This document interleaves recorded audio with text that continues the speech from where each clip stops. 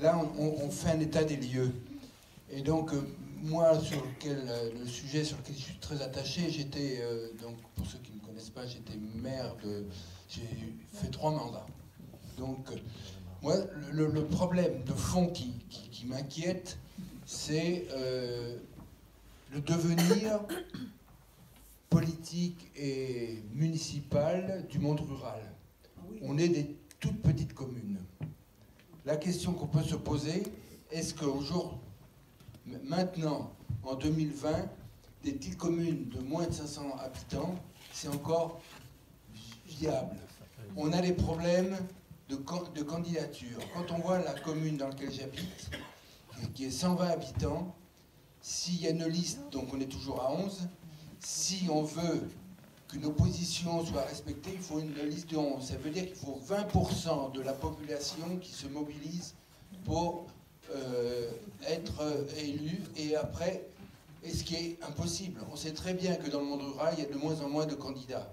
Donc, est-ce qu'il ne faut pas, et je sais que certains sont attachés à leur commune, mais est-ce qu'il ne faut pas vraiment pousser sur les fusions des communes pour être au moins autour de 500 habitants, pour avoir un peu plus de matière grise? Ça, c'est là, je ne vais pas faire un long discours. Après, je pense qu'il faudrait qu'on change de statut aussi de l'élu. Le statut du maire rural, il faut qu'il y ait une évolution. On peut être élu du jour au lendemain sans avoir aucune formation, savoir ce que c'est l'intérêt général. Donc il faudrait qu'au niveau de la préfecture, il puisse y avoir pour les nouveaux élus des formations pour savoir comment on gère un budget.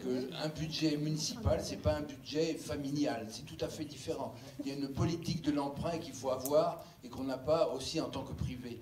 Donc je m'arrête là. Mais il y a toute une réflexion sur le devenir. Et moi, ce qui m'inquiète, et je parle aussi pour moi, c'est quand on voit le vieillissement des élus.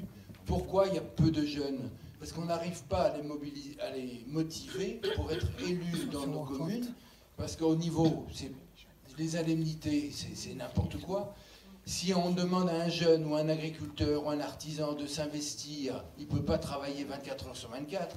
Donc il faut qu'il y ait des indemnités raisonnables, et il faut que quand ils arrêtent ou quand il est battu, il puisse y avoir des indemnités dégressives qui puissent lui permettre de retrouver du travail dans le monde privé. Donc là je m'arrête, j'aurais beaucoup de choses à dire, mais je pense qu'il y a vraiment une réflexion et demander à nos députés une modification du statut de l'élu et du statut du maire. Il faut que ça évolue. On est toujours sur le même truc de 50 ans, il faut que ça change.